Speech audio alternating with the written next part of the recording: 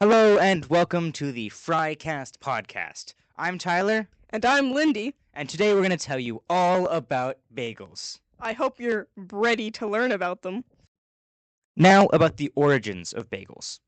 Bagel-like foods have existed for a while, with German pretzels with holes in the center definitely predating what we think of as a bagel. What sets a bagel apart is how it's made. You first boil the bread before you bake it, giving it its delicious texture.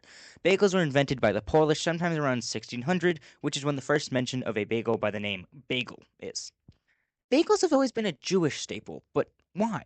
According to a website, the church declared bread a holy food and forbade Jewish people from buying, selling, or breaking bread. A Polish prince later announced that everyone had the rights with bread, and that Jewish Polish people began making their own special bread that became known as the bagel. How did bagels actually make it to America? Well, Polish Jews began to immigrate to the US, and they brought the tradition of making bagels with them. After a while, it transitioned from being a food only enjoyed by the Jewish community to one being enjoyed everywhere by all kinds of people.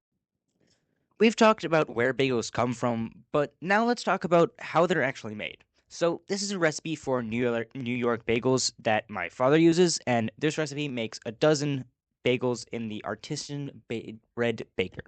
So you need 1 to 1.5 teaspoons of active dry yeast, 1 to 1.5 cups of water, lukewarm about 79 to 80 degrees Fahrenheit, 3 tablespoons of dry barley malt, 4 cups of Sir Lancelot high protein flour from King Arthur, definitely not sponsored, 1 tablespoon of kosher salt, and 3 tablespoons of cornmeal to dust the rack.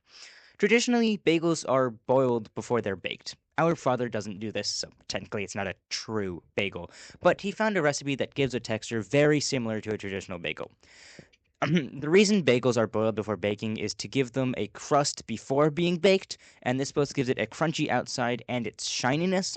The water doesn't penetrate very much, although it does the longer you boil it, and longer times give it more chewiness and a thicker crust, which is why the interior of bagels are still very nice and light and fluffy. We talked to our parents and grandmother about how and why bagels are in our family. They've been an integral part of our identity for longer than my grandmother's been alive. One thing about bagels is we have a lot of memories attached to them. Tyler and my dad go on what we call bagel bikes around every month or so. On these bagel bikes, they get on their bikes and ride the 6.5 miles, I think it's about 13 miles round trip, to our favorite bagel place. It's a great experience, I've heard, riding down the trail and then getting delicious bagels at the end. I especially like it since I don't need to do any of the actual biking and I just get delicious bagels for when I wake up. I think it started about 7 years ago, and I used to sometimes join them. It's an amazing tradition that I like for the bagels, and my dad and brother love because they also get to do a bunch of biking. Bagels really tell us about where we're from, not just geographically, but religiously too. Bagels have been a part of Jewish culture for centuries. Bagels tell us a story of a food that originated from one place and one religion and eventually evolved into being an everyday staple for millions, if not billions, of people around the world. Even though my family isn't religious, it's really cool to be able to identify with such a big part of me through bagels. To our grandmother, she talked about the bagels she had growing up. First, they only had bagels on Sundays, because that was when the Jewish delicatessen was open. Her father would get cream cheese and salmon to eat on the bagels. She had them all growing up, but it was completely unheard of to toast or put butter on a bagel. She saw bagels go from being a only Jewish staple that was almost completely unknown to being popular and given all kinds of flavors besides just plain. Back in the 1940s and early 50s, bagels were only Jewish. If you asked someone else for a bagel, they would have no clue what you were talking about. Back then, they were also apparently much smaller and grew bigger as more people started eating them and they grew commercialized. A few fun facts I learned is that my grandma, uh, her favorite bagel is rosemary. She always has a bagel for breakfast, and she buys bagels so often that the store, Bruegger's, knows her personally. Once, she thought she forgot her credit card, and they told her she could just take the bagels for free and pay back next time because she was so loyal to them and always came. Turn it off. Turn it off. Please turn it off. So now we're just going to talk about bagels and our relations with bagels and some of the things we learned over the project. So first thing, I just want to talk about my favorite bagel. My personal favorite bagel is the cinnamon sugar bagel, not cinnamon raisin, cinnamon sugar. Cinnamon sugar bagels are great, mainly because they're sweet and I like sweet things. But I gotta say, if you're ever at a place and you want a bagel, get a cinnamon sugar bagel. They're great. So, Lenny, what's your favorite bagel? My favorite bagel is definitely poppy seed. For a while it was chocolate chip, but then we went to a place that didn't have chocolate chip bagels, and I ended up just randomly choosing a poppy one. I tried it and it tasted amazing. I think they're great because they have this really good texture from all the seeds. Uh, yeah, that was a really good memory when I first tried it. I found it amazing. What's your favorite memory around bagels, Tyler? So there was this place that sold both pizza and bagels, and it was good pizza, but also really good bagels. And I just remember I would bike there on the aforementioned bagel bikes with my dad and my brother sometimes, and it was just really fun. Great time. I loved it. I loved the bagels. It was just overall just every time we went there, amazing memories, great conversations, just like that place, even though it doesn't exist anymore. Great, I absolutely love it. So, Lindy, I want to ask you, what are some things you learned throughout the course of this project? What I found fascinating was when I talked to my grandmother, Grammy. Uh, She talked about how bagels used to be like much, much smaller back then, which it makes sense because things would tend to like get bigger as they grew commercialized, but still like fascinating to think about how in only like 50 years, in under a lifetime, like they've changed so much from just being like unheard of small bagels to like the phenomenon that they are. Everybody and their mother has heard of a bagel. You've probably had a bagel. If you haven't, that's a surprising thing. What about you, Tyler? So, I think definitely the most surprising thing I learned was that bagels were a specifically Jewish thing and not like an all-around thing.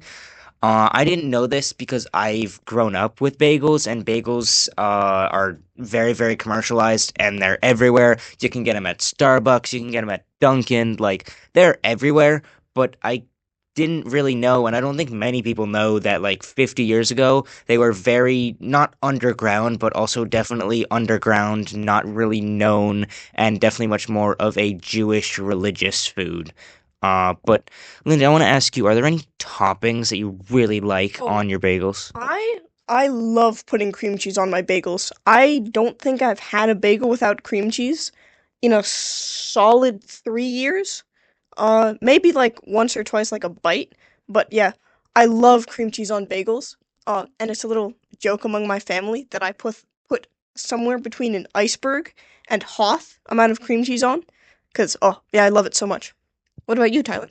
So, since I'm a very picky eater, there's not much. I normally just have butter on my cinnamon sugar, but if it's a plain bagel, my dad actually made a special, like, it's a mix of ground cinnamon, cinnamon sugar, I think. And it's just that mix, and it's such a good cinnamon sugar mix to put on plain bagels that just makes them taste exactly like a cinnamon sugar bagel you'd actually get from a bagel place. And Lindy, I actually want to ask you, what would you say is your favorite bagel place?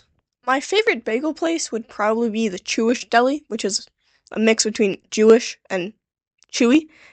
Just 'cause like, well, first of all, when you order there, they put an amazingly like thick, at least like a centimeter thick of cream cheese. And the bagels are really big and they're always like warm. They have the perfect texture of like crispy outsides and like soft, chewy insides. Yeah, very good. What about you? I definitely say I absolutely love Chewish. They're great. But I'd say one that probably means a lot to me is that me and my family, we always used to go to Einstein Bros. Bagels.